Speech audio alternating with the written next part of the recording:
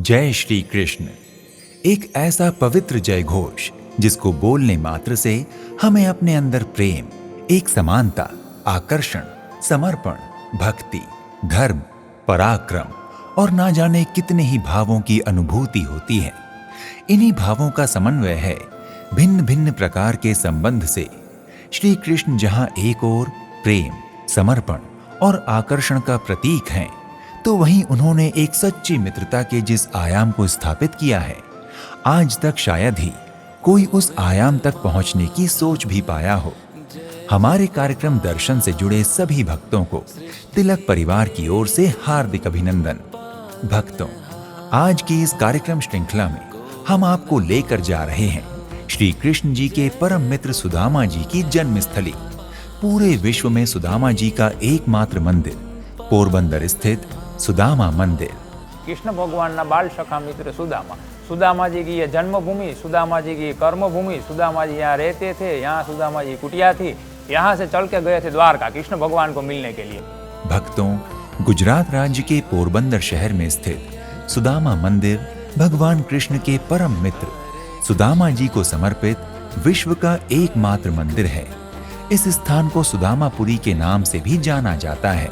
भक्तों, इस मंदिर की विशेषता ये है कि ये मंदिर दूसरे मंदिरों की तरह किसी दैवीय इकाई के रूप में नहीं, अपितु मनुष्य रूपी एक आकर्षक मित्र के चरित्र को समर्पित मंदिर है।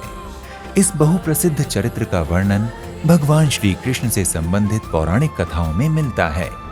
इस स्थान को सुदामा जी की जन्मस्थली के रूप में मान्यता प्राप्त है, जहां वो अपने परिवार के साथ रहते थे और यहीं से वो द्वारिका भगवान श्री कृष्ण से मिलने गए थे। ये मंदिर शहर के व्यस्ततम इलाके में होने के बावजूद भी यहाँ आने वाले श्रद्धालुओं को विशेषतः शांति का अनुभव होता है। मंदिर परिसर में प्रवेश करते ही आपको चारों ओर सुंदर हरियाली देखने को मिलती है। चारों ओर फैले प्राकृतिक सौंदर्य का दर्शन करते हुए श्रद्धालु मुख्य मंदिर में प्रवेश करते हैं। मुख्य मंदिर में प्रवेश करते हैं तो सामने ही गर्भगृह में भगवान सुदामा जी एक ओर अपनी अर्धांगिनी सुशीला जी तथा दूसरी ओर उनके परम प्रिय मित्र भगवान श्री राधा कृष्ण जी के साथ चांदी की मनमोहक प्रतिमा स्वरूप में विराजमान हैं। श्रद्धालु अपने साथ लाई पूजा सामग्री, चावल तथा कपड़े आदि अर्पित कर इनकी दया दृष्टि की कामना करते हैं। इस मंदिर की दीवारों एवं स्तंभों पर की गई सुंदर रंगीन नक्काशियां सभी का मन मोह लेती हैं। द्वार पर बनाई गई द्वारपालों की प्रतिमाएं बहुत ही आकर्षक प्रतीत होती हैं। यहाँ की दीवारों पर एक ऐसी सुंदर छवि है जिसमें भगवान श्री कृष्ण अपनी पत्नी रुक्मणी जी के साथ सुदामा जी के चरण धो रहे हैं। इस सुंदर एवं वात्सल्य से परिपूर्ण छवि को देखकर किसी का भी मन भाव विभोर हो उठता है। मंदिर परिसर में मुख्य मंदिर के सामने ही सत्संग हॉल बना हुआ है, जहां समय समय पर भजन कीर्तन जैसे आयोजन होते रहते हैं। वहीं मंदिर के समीप ही सुदामा कुंड नाम से जल कुंड भी है। कहा जाता है कि किसी समय सुदामा जी इसी कुंड में स्नान ध्यान करते थे। सुदामा जी यहाँ रहते थे, अब पानी तो चाहिए, इसीलिए यह सुदामा कुंड है। इसे ज्ञानबाग भी बोला जाता है। और साक्षी गोपाल महादेव की डेरी है। सुदामा जी स्नान करते थे और वहाँ साक्षी गोपाल महादेव की पूजा करते थे। इस पूरे मंदिर की वास्तुकला में आपको गुजराती कला की सुंदर छवि के दर्शन होते हैं।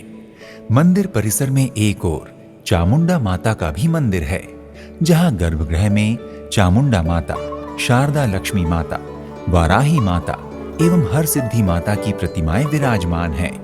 यहाँ पर सामने एक यज्ञशाला भी है, जहां उत्सवों पर हवन पूजन आयोजित होते हैं। परिसर में एक ओर आश्चर्यजनक भूल भुलैया की आकृति बनी हुई है, जिसे सुदामा जी की लख 84 परिक्रमा के नाम से जाना जाता है।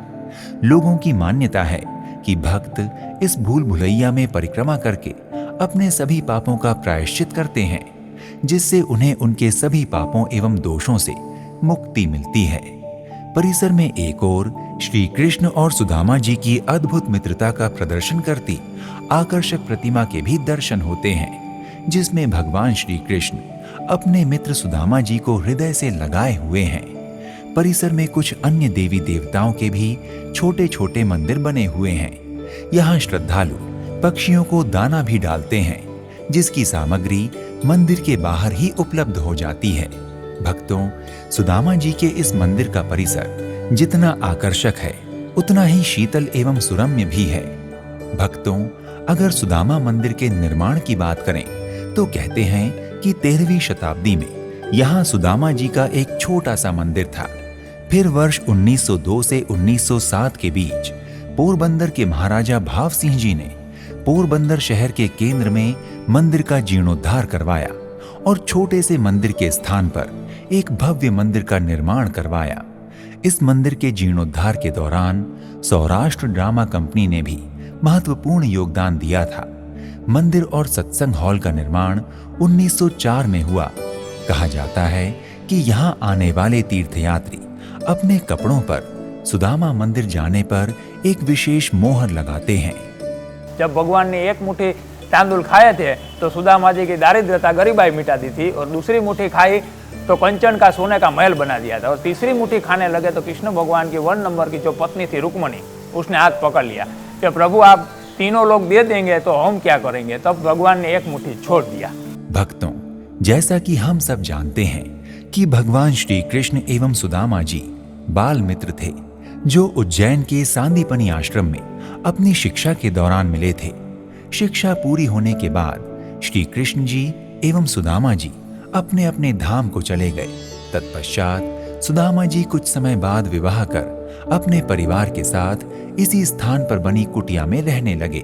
किंतु जैसे जैसे उनका परिवार बढ़ा, उनके बच्चे हुए, तो उन्हें धीरे धीरे उनके जीवन यापन में भोजन और वस्त्र की कठिनाई होने लगी। कहते हैं कि उस समय तक श्री कृष्ण पोरबंदर से 100 किलोमीटर दूर द्वारका के राजा बन चुके थे। सुदामा जी को एक अयाचक नाम का व्रत था। उसने ऐसा व्रत धारण किया था कि पूरे गांव में एक दिन में 5 घर में भिक्षा मांगेंगे, अगर मिलेगी तो खाएंगे वरना नहीं। तब ऐसा हुआ, एक दिन कुछ भिक्षा नहीं मिली। तब सुशीला जी ने सुदामा जी से कहा कि तुम भूखे रह सकते हो, मैं भूखी रह सकती हूँ, मगर बच्चों का क्या कसूर है कि वो भूखे रहे। इसलिए तुम कहते हो कि तुम्हारा दोस्त बड़ा राजा है द्वारकाधीश, तो उसे जाके मिलो। लेकिन सुदामा जी ने कहा कि मैं श्री कृष्ण के पास खाली हाथ नहीं जाना चाहता। कि शास्त्रों में ऐसा लिखा गया है कि कहीं अपने सगा संबंधियों के पास जाओ तो कभी खाली हाथ नहीं जाते, अपने गुरु के पास जाओ तो कभी खाली हाथ नहीं जाते, कुछ ना कुछ लेके जाना है। तो सुदामा जी ने पहले बहाने बताए कि मेरे पास तो कुछ है नहीं, मैं क्या लेके जाऊं। तब सुशीला जी पड़ोस में से चावल मांग के लाई कि अभी मुझे उधार दो, फिर मेरे पास जब आ जाएंगे तब मैं लौटा दूंगी।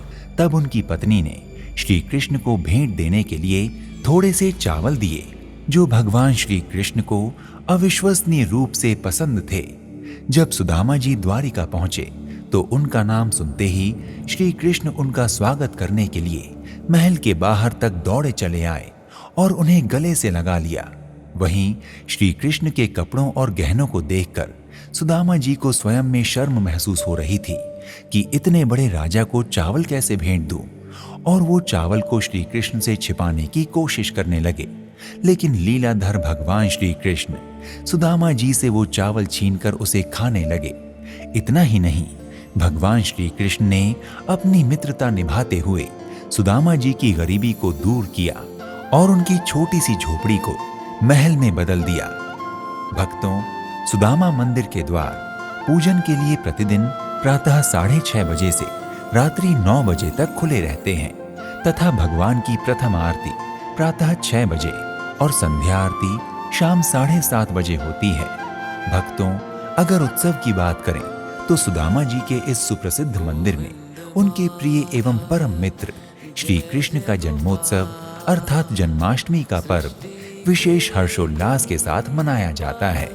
इसके अतिरिक्त यहाँ की परंपरा के अनुसार हर वर्ष सुदामा अन्नकूट उत्सव को नए साल के त्योहार के रूप में मनाया जाता है। साथ ही अखातीज के दिन सुदामा मंदिर में एक भव्य उत्सव मनाया जाता है, जिसमें दूर दूर से हजारों भक्त शामिल होते हैं।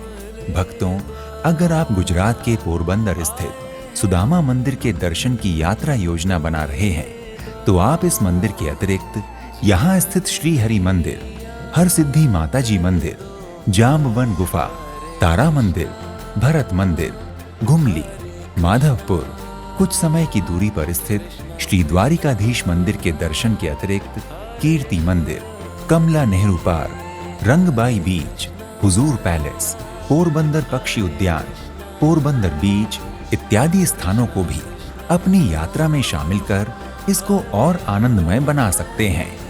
भक्तों, आप गुजरात के पोरबंदर स्थित सुदामा मंदिर के दर्शनों के लिए वायु मार्ग, रेल मार्ग या सड़क मार्ग, इन तीनों ही मार्गों द्वारा आसानी से मंदिर पहुंच सकते हैं। वायु मार्ग द्वारा सुदामा मंदिर की यात्रा करने के लिए यहाँ का निकटतम हवाई अड्डा पोरबंदर हवाई अड्डा तथा राजकोट हवाई अड्डा है। अगर आप रेल मार्ग द्वारा सुदामा मंदिर पहुंचना चाहते हैं तो यहाँ का निकटतम रेलवे स्टेशन पोरबंदर स्टेशन है, जो देश के सभी मुख्य रेलवे स्टेशनों से जुड़ा हुआ है।